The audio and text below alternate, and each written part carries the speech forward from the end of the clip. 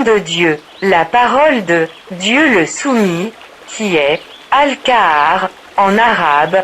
Exemple, il y a une personne qui est capable de vaincre quelqu'un. Mais il ne peut pas vaincre une autre personne qui est plus forte que lui.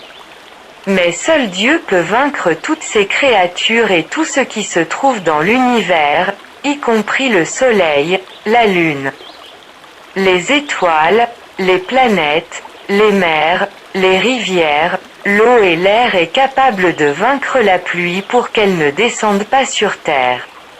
Dieu contrôle l'univers et ses créatures. Et rien d'autre que lui est soumis, donc les choses vont et arrivent et le commandement de Dieu est exécutoire, et le mot oppression dans la langue signifie soumission et contrôle. Dieu a vaincu le couteau et fait il ne soit pas massacré notre maître Ismaël et la conquête du feu et le faire ne pas manger notre maître Abraham, que la paix soit sur eux. Une personne peut penser qu'elle est libre et non soumise à la volonté de Dieu, et la vérité est qu'elle est libre de croire ou de ne pas croire.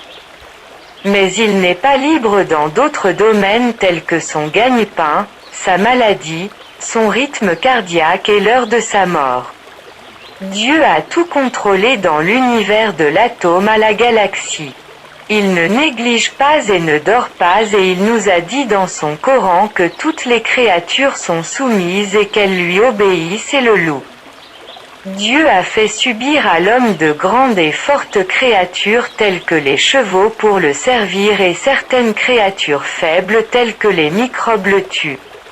Dieu le soumis tient les cieux, la terre et les planètes pour qu'ils ne tombent pas, et le nom du soumise nous fait ressentir du prestige et de la crainte, mais sa compréhension nous conduit à l'amour et à l'obéissance de Dieu. Quand nous regardons la lune et les étoiles, nous disons gloire à celui qui les a vaincus pour notre service. Il ordonne aux mers de se calmer et aux volcans de rester. Dieu le soumis vous courtise avec ses merveilleuses créatures, qu'il subjugue pour vous malgré vos transgressions. Dieu le subdué a vaincu l'éléphant, le cheval et le chameau pour vous servir et ils sont plus forts que vous.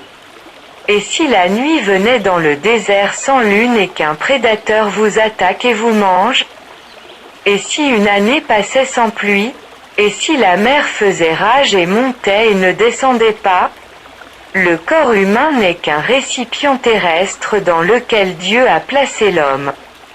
Et le corps n'est pas l'être humain lui-même parce que la loi de l'homme avant la naissance est une chose et dans notre monde une autre chose et après la mort est une autre chose et changement dans l'au-delà dans la résidence éternelle. Donc quiconque craint Dieu entrera au ciel et dans le hadith divin. Dieu Tout-Puissant dit, vous voulez et je veux.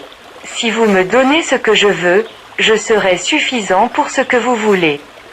Terminé, abonnez-vous pour recevoir chaque nouvelle vidéo.